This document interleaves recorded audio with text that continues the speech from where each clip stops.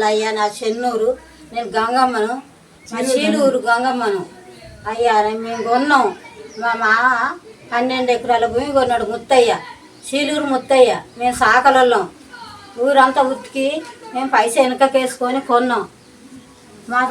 మా భర్త సోనర్సయ్య, మాది చెన్నూరు అయ్యా. మీకు దండాలు పెడతా, మీ కాలు మొక్కుతాయ్యా. మీ అందరికీ నమస్కారాలు చెప్తాను. మీకు దండాలు, నా భూమి నాకు ఎక్కిండ్రు అయ్యా. మీ కాలు మొక్కుతా అందరికి, పోలీసు వాళ్ళకు, ఆమె సాగుకు, ఏమారావుకు, వాళ్ళు ఉన్న కాడికి, వాళ్ళు ఎందరు ఉన్నారో వాళ్ళకు అందరికి దండాలు అయ్యా. మీ బాంచన్ని కాలు మొక్కుతా అయ్యా. మేము సాకలొల్లం, నేను బట్టలు ఉతికి బతుకుతాను. ఇప్పటికైనా నేను భూమి చేసుకుంటానా. ఏను పెండ్లానికి ఎక్కించుకున్నాడు. నేను నువ్వు మెడలు బట్టి నూకుతానన్నాడు అయ్యా. నీ బాంచను నన్ను భూమి అడిగిండు, ఇల్లు జాగా అడిగిండు.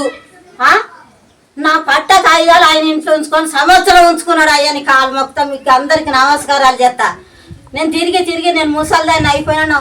పోతే నాకు గడగడ వణుకుతాన్నా. వాడికి పోతే నా ముఖం మీద ఎత్తాను కాగితాలు, నీకు భూమి లేదా అని. నేను భూమి చేసుకుంటానా. మీ బాంచని మీ కాలు మొక్తా, మీరు అందరు దయచేసి నా భూమి నాకు ఎక్కింది. నా కొడుకులు నన్ను తిడతాడు. ఒకడు పిచ్చాడు, ఒకడు మంచిగా ఉండి పట్నంలో బతుకుతాడు. వాడు గాలి గాసు వేలి కాళ్ళ కానీ ఎవరు పాపం ఆయనలే అయ్యా. ఇప్పుడు అందరికి ఉద్యమ వందనాలు. చీనూరు గంగాబా చెప్పినట్టు తన ఆత్మ ఘోష కాదు ఇది, తన కడుపు ఘోష. ఎందుకు అంటే తన పెళ్ళైనప్పుడు తన మామ చీనూరు ముత్తయ్యకు 12 ఎకరాలు ఉన్నాయి. ఆమె పెళ్ళైనాక మరి ఈ సోమనర్సయ్య ఏదైతే వీళ్ళ భర్త చీనూరు సోమనర్సయ్య, ఈమె మరి ఇంటింటికి బట్టలు పిండి సావు నుంచి పుట్టుక వరకు, పుట్టుక నుండి అశుభం వరకు అనేక కార్యక్రమాలు చేసి వచ్చిన 4 పైసలతోటి ఆ రోజుల్లో 4 ఎకరాలు కొనుక్కున్నారు ఇద్దరు పెళ్ళైనాక. వాళ్ళ మామది 12 ఎకరాలు, 16 ఎకరాల భూమి. ఇది పట్టా పాస్ పుస్తకాలు. దీంట్లో 3.5 ఎకరాలు ఉంటుంది తెలంగాణ వచ్చినాక. తెలంగాణ ఇది రాకముందుకు కాంగ్రెస్ గవర్నమెంట్, అప్పుడు తెలంగాణ ఏర్పాటయ్యేటప్పుడు కాంగ్రెస్ గవర్నమెంట్. ఇది 3.5 ఎకరాలు, ఇది 3.5 ఎకరాలు. ఇట్లా తెలంగాణ వచ్చినాక, తెలంగాణ వస్తే బతుకులు మారుతాయి అనుకొని తెలంగాణ కోసం ఉద్యమాలు చేసినాం. తెలంగాణ కోసం ఆత్మ బలిదానాలు చేసుకున్నాం. 1200 బలిదానాలు చేసుకుంటే ఆ బలిదానాల మీద ఏర్పడ్డ తెలంగాణలో ఇలాంటి చాకలి పని చేసే రజక బిడ్డకు బతుకు లేకుండా నడి రోడ్డు మీద వేసిన పరిస్థితి వచ్చింది ఇలా తెలంగాణ వచ్చినాక. ఎవరి బతుకు మారిందంటే ఇలా తెలంగాణ వచ్చినాక దోపిడీ, అగ్రకుల, ఆధిపత్య కబ్జాదారుల బతుకులు మారినాయి. నేను చెప్తున్నా, ఈ చాకలి బతుకు మాత్రం నడి రోడ్డు మీద పడ్డది. ఇలా తెలంగాణ పాస్ పుస్తకాలు అయ్యాయి ఇవి. ఇది తెలంగాణ పాస్ పుస్తకం, ఇది ఆంధ్రప్రదేశ్ పాస్ పుస్తకం. అంటే ఇలా 2 చూడండి.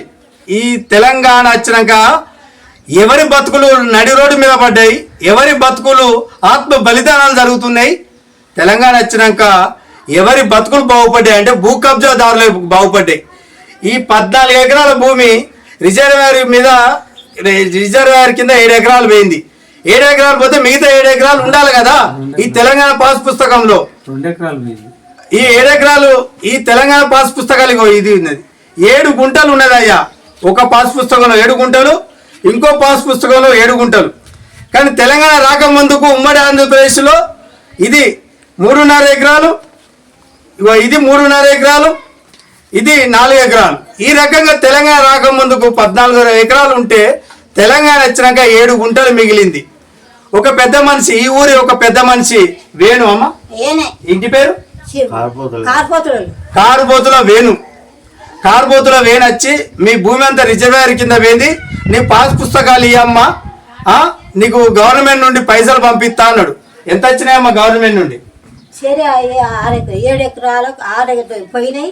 6 లక్షలు వచ్చినాయి. 6 లక్షలు 12 లక్షలు వచ్చినాయి. ప్రభుత్వం నుండి వచ్చిన 6 లక్షలు 12 లక్షలు వచ్చినాయి. ప్రభుత్వం భూమి పోయింది ఎంత అంటే 2 ఎకరాలు వీళ్ళది ప్రభుత్వం రిజర్వాయర్ మీద పోయింది. ఆ రిజర్వాయర్ పత్తే రిజర్వాయర్ అయితే మాకు పంటలు బాగా పడతాయి, మేము ఆర్థికంగా సామాజికంగా గొప్పగా ఉన్నత స్థితిలోకి వస్తామని ఈ తల్లి, ముసలి తల్లి కలలు కన్నది. ఆ భూమిని ఇప్పటికీ 45 ఏళ్ళగా ఇప్పటికి సాగు చేస్తుంది. ఇప్పటికీ ఆ భూమిలో సాగు ఉంది. కానీ పట్టా పాస్ పుస్తకాలు తెలంగాణలో 7 ఎకరాలు లేదు, 7 గుంటలు ఉన్నది. మరి ఉమ్మడి ఆంధ్రప్రదేశ్లో 14 ఎకరాలు ఎడిపోయింది. అంటే ఇక్కడ చెన్నూరు గ్రామంలో జరుగుతున్న ఒక రజక బిడ్డకు జరుగుతున్న అన్యాయము, చెన్నూరు మరి గంగావ జరిగిన అన్యాయము ఇవాళ 14 సంవత్సరాలు తెలంగాణ వచ్చి 14 సంవత్సరాలు అవుతుంది. తెలంగాణ వచ్చిన కాంచి ఎంఆర్ఓ ఆఫీసుల చుట్టూ, పోలీసుల చుట్టూ ఇగో ఈ 2 పాస్ పుస్తకాలు పట్టుకొని తిరుగుతుంది. తనకు సంబంధించిన 7 ఎకరాలు ఎక్కడికి పోయింది? ఏర్పోతుల కార్పోతుల వేణు యొక్క భార్య పేరు మీదకి ఎక్కింది. వాళ్ళ మర్దలు ఏం పేరు? స్వాతి పేరు మీదకి ఎక్కింది. మరి వీళ్ళకి మిగిలింది ఎంత అంటే 14 గుంటలు. 7 గుంటలు 14 గుంటలు. మరి ఆంధ్రప్రదేశ్లో ఉన్నప్పుడు 7 ఎకరాలు. మరి ఆంధ్రప్రదేశ్ పోయి తెలంగాణ వచ్చినాక రజకు బతుకు, ఒక రజక బిడ్డ తల్లి బతుకు ఏమైందంటే 7 గుంటలు అయింది. ఇది భూ కబ్జాదారుల వ్యవహారం. దీనికి వంట పడుతున్న ఎవరయ్యా? రెవెన్యూ ఎంఆర్ఓ ఆఫీస్, రెవెన్యూ డిపార్ట్మెంట్కి ఏమైనా సిగ్గు శర ఉంటే, మీరు చదువుకున్న చదువుకు ఉద్యోగం ఇస్తున్నది ఎవరో తెలుసా? ఈ తల్లే, ఈ చాకలి తల్లి. బట్టలు వెండి పని చేసి సబ్బు సోడా కొంటే ఆ పైసలు ప్రభుత్వానికి పన్ను కడితే మీకు జీతాలు ఇస్తా, లక్షల కొద్ది రూపాయల జీతాలు ఇస్తే, మీకు పచ్చ పెన్ను ఇచ్చి మిమ్మల్ని నాన్న కూర్చొని పెడితే మీరు చేసిన ఘనకార్యం. 7 ఎకరాలు పోయి 7 గుంటలు చేసిళ్ళు. మిగతా మరి 6 ఎకరాల 40 మినిమం 23 గుంటలు ఎడిపోయినట్టు. ఇది రెవెన్యూ చేసిన మోసము. ఇక్కడ ఉన్న వేణు ఒక రాజకీయ నాయకుడు చేసిండా? మరి ఆ రాజకీయ నాయకుడు అండలు చూసుకొని ఇక్కడ ఉన్న రెవెన్యూ డిపార్ట్మెంటు మరి ఎవరి కొమ్ము కాస్తుందంటే పాలక ప్రభుత్వాల కొమ్ము కాస్తుంది. ఈ పేర్లు ఎప్పుడు మారినాయంటే ఈ పాలకుర్తి నియోజకవర్గంలో అప్పుడు తెలంగాణ ఏర్పడ్డాక ఎన్నేళ్ళు అవుతుంది? 10 ఏళ్ల కంచి ఈ బతుకులు ఎంఆర్ఓ ఆఫీస్ చుట్టూ, పోలీస్ చుట్టూ, ఆర్డీఓ చుట్టూ తిరుగుతున్నాయి. మరి వీళ్ళకు న్యాయం చేయాలంటే ఎవరు చేయాలి? ఈ చేను దొంగలు పడుతున్నారని కంచె కట్టిల్లు. అంటే భారత రాజ్యాంగం ప్రకారంగా ఒక ఎంఆర్ఓకు భూములు ఈ భూములు ఎవరి పేరు మీద ఎక్కాలనేది పవర్ ఉంటుంది. ఆ పవరు మరి ఆ కంచె చేను మోసినట్టు ఇవాళ మాలాంటి రజకుల బతుకులను మాకున్న 7 ఎకరాలను దోసుకొని 7 గుంటల పాస్ పుస్తకాలు ఇచ్చింది. ఇది తెలంగాణ ప్రభుత్వం, ఇది ఆంధ్రప్రదేశ్ ప్రభుత్వం 7 ఎకరాలు, తెలంగాణ ప్రభుత్వం 7 గుంటలు ఇచ్చింది. ఈ జరిగిన ఒక నా తల్లి చాకలి తల్లికి జరిగిన అన్యాయం మీద రేపు ఎంఆర్ఓ ఆఫీసు ముట్టడి చేస్తాం. అవసరం కూడా ఆర్డీఓ కానీ మరి దానికి సంబంధించిన కలెక్టర్ కార్యాలయం ముందు ధర్నా కూడా చేస్తాం. ఈ తల్లిని పట్టుకొని మరి ధర్నా చేస్తాం. అవసరం అనుకుంటే రాష్ట్ర ముఖ్యమంత్రి క్యాంపు కార్యాలయాన్ని కూడా ఫిర్యాదు చేస్తాం. అయ్యా రాష్ట్ర ముఖ్యమంత్రి గౌరవనీయులు, మీరు అధికారంకి వచ్చినాక ప్రజల పాలన అన్నారు. ఆ ప్రజల పాలన మరి నిన్న జరిగిన నాగూర్ కర్నూలులో ఒక చాకలి బిడ్డను, 2 నెలల పసిగుడ్డను అక్కడ రెడ్డి సామాజిక వర్గము మరి కాలుతో తల్లి చంపితే అక్కడ జరుగుతున్న అన్యాయానికి దిక్కు లేదు. ఒక రాష్ట్ర ముఖ్యమంత్రి హోదాలో ఉండి అక్కడ జరుగుతున్నది ఏంటిది? ప్రజలకు ఏం జరుగుతుంది? పాలకులు ఏం చేస్తున్నారు? అక్కడ రెడ్డిలు ఏం చేస్తున్నారు? మా దొరలు ఆనాడు ఒకటే చెప్తున్నాయా ఈ వేదిక మీద, ఇది పాలకుర్తి గడ్డ. పాలకుర్తి గడ్డ అంటే తెలంగాణ తల్లి చాకలేలమ్మ వీరనారి చిట్యాల చాకలేలమ్మ పోరాటాల గడ్డ మీద నేను చెప్తున్నా. మీ పోరాట, మీ యొక్క అధికార దాహంతో, రెడ్డి అహంకారంతో, రాజకీయ భూ కబ్జాలతో జరుగుతున్న అన్యాయాలను మరి ఎండగట్టాలంటే మరో చాకలేలమ్మ ఆ దొరల గడులను కూలగొట్టి, విష్ణు రామచంద్రారెడ్డి గడిని కూలగొట్టి మరి ఇక్కడ ఒక చరిత్రలో నిలిచింది. ఆ చరిత్ర గడ్డ మించి ఒక చాకలి బిడ్డగా చాపర్తి కుమార్ గాడి అనే నేను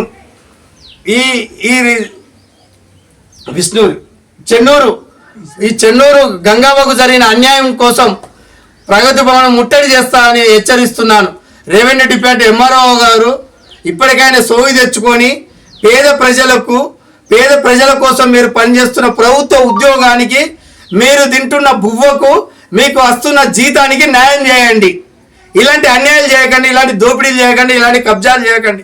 ఇవాళ వాళ్ళ కొడుకు ఈయనకు గ్యాస్ ఫిట్ చేస్తా అంటే గ్యాస్ పేలి తన శరీరం మొత్తం నష్టపడ్డది. వికలాంగుడు పింఛన్ వస్తాదమ్మా.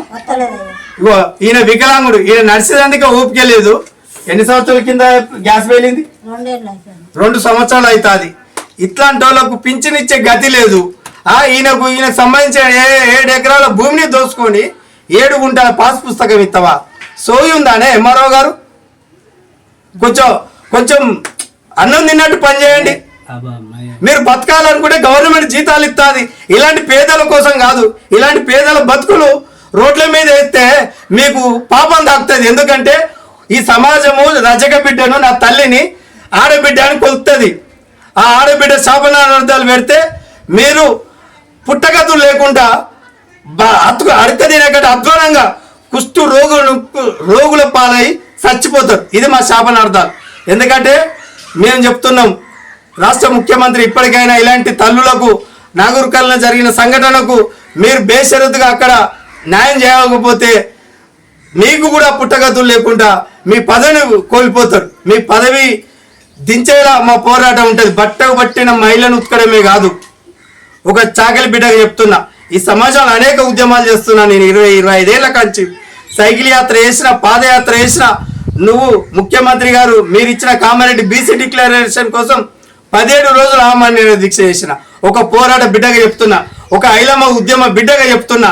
ఈ ఐలమ్మ గడ్డ నుంచి చెప్తున్నా, నీ ప్రభుత్వాన్ని గద్దె దించేలా నీ యొక్క మోసపూరిత పాలన, నువ్వు ప్రజాపాలన అంటున్నావు, ప్రజల పాలన కాదు, దుర్మార్గమైన పాలన చేస్తున్నావు.